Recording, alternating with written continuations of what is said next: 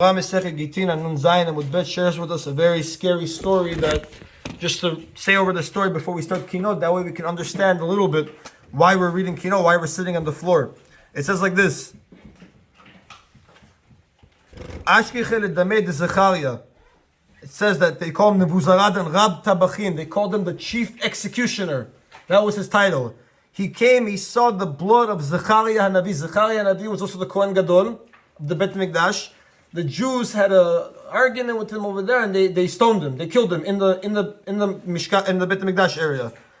Nebuzaradan, 200 years later, according to some, sees his blood over there. The Abakam Meratach, it was boiling. Blood was on the floor boiling, right?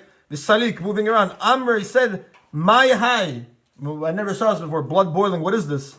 Amrule, they told him, "Dam zvachim dishtapuch." Blood of the sacrifice that spilled when we slaughtered it. Aiti dameh v'lo idamu. He said he brought other animals, slaughtered it. He saw the blood wasn't the same. Amar lehu, he told them, "I amritu li mutav." If you guys are going to tell me what happened, okay. I'm going to skin you alive with iron combs. Amr, he told him, "My name alach. What are we going to tell you? Nevaya have ben dahava kamuchachlan." Right? It was a navi amongst us that was rebuking us. Bimili deshmaya, regarding matters of heaven, right? Religious things.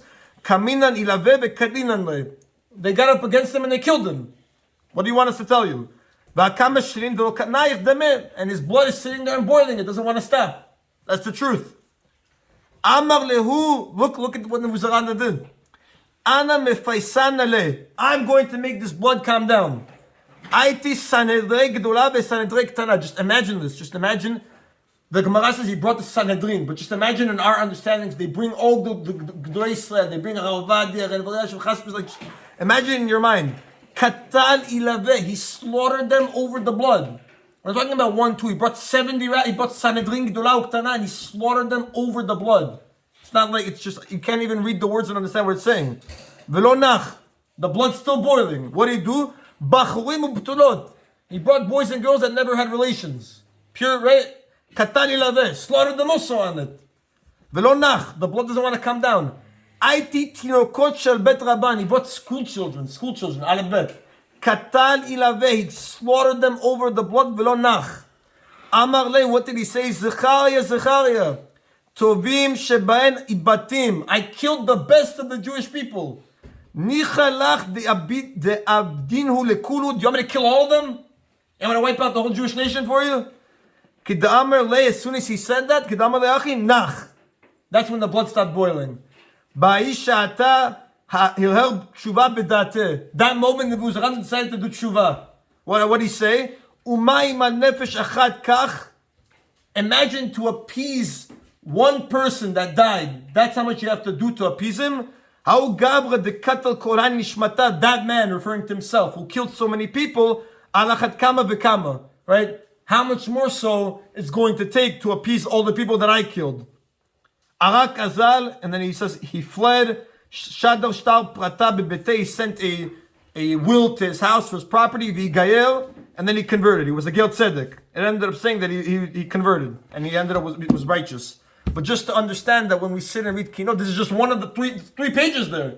There's 3 pages of stories, same after same. It said that they captured 200 boys and girls, and they wanted to take them to do the opposite relations, man with boy and girl with girl, and they all jumped into the water, all 200 of them. They asked the oldest one, they said, if we jump, we're going to get Olam Haba, and they quoted him a pasuk that even from the depths of the water, Hashem will save you. They all jumped in, all the kids.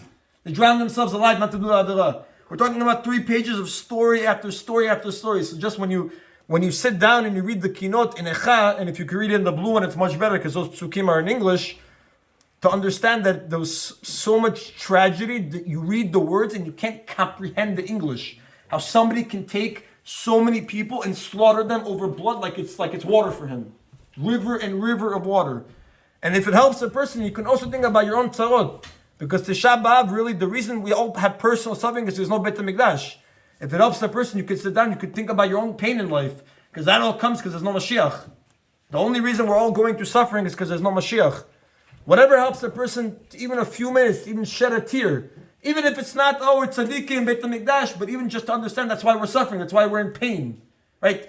Just think about what's going on in the world. Think about what's going on in Israel. I'm sure it's very easy for you to think about something and it brings you a little bit of pain. What goes on outside, what goes on with the people that are dying young, what goes on with Miami, with Meron. Think about little things that can, move you and to understand that this is all because no Beit HaMikdash. That's really why we're all suffering. And it won't stop until Mashiach comes. There'll just be another building. And unfortunately, we don't want it. It's going to be the same repetition over and over again. Because if you know, what is it, 1953? If we don't get, you end up crying for year after year after year, and we're still here after 1900 years, right? It's crying with change, not crying and then tomorrow we go back to regular life. Crying with change, right? Crying with B'ezrat Hashem to... Today people say, can I sleep all day, right? I also want to sleep all day. Tell you the truth, you want to sleep all day, you don't want to fast. But again, that's not the point of the fast. Very easy to sleep all day and then I kept the fast. But the point is to sit at least a little bit today and write down things that you don't do correct so you can fix it. Otherwise, you're never going to fix it. You're going to keep going on and on and on, and that's it. Then you end up never fixing it. A little bit, sit down today, try to fix a little bit. I talk during davening, fix that. I want to say shayat out through the writing. I don't want to make brachot while I walk around. Simple little things. No one says you have to quit work and learn all day. Simple little things that can change your life massively, right? And slowly like that, we can actually, correct things that have to be corrected, and we're going to get out of this mess. Otherwise, what can you say? You're going to be here forever, chas v'shalom, right? If you don't fix it, every door that doesn't get the Beit HaMikdash, it's their fault that it was destroyed. Because if we fix the sins of why we're here, which is very hard, that means you have to stop hating people for no reason, right? Somebody looks at you the wrong way, all of a sudden that's it for you want to next to him, everything. We have to fix the things that brought us here. We have to work on Lashon Hara, not speaking Lashon Hara. We have to work on not hating people for no reason. It's very hard things. But if you don't do hard things, you won't get out. You're going to be here, It's not what we're meant to do. If it keeps going on, what goes on in Eretz Yisrael, it looks like it's not going to be in Israel. It's going to be a double state. Who knows? I don't know what's going to happen over there. We have to mamash fix our ways that B'ezrat Hashem we can end all the nonsense, all these Rishaim that are in charge. They just want to make the world like Sodom, like before the Mabul. B'ezrat Hashem, Rabotai, when you sit down in Kinot, even if it's for a second, even if it's a drop, even if it's thinking about what goes on at work, at home, whatever it is, all the suffering is sourced here. Just to think about the pain and try to use that pain to try to fix ourselves permanently, not just for today and then tomorrow back to life. Permanently take a change, small change upon ourselves to fix ourselves and Be'emet bring Mashiach already, so we don't have to go through this next year again. We don't want to have to sit and cry every year for the rest of our lives. We want to be Mekabel Pnei Mashiach and B'ezrat Hashem, that's it, we're over with this, and that's why it's a Moed. We don't say Tachanun on Tisha B'Av because the Torah calls it a Moed, calls it a holiday. B'ezrat Hashem, it won't have any more suffering, but not Beit HaMikdash. Come on, let's try to do Echa now. Try to end before the 8 o'clock.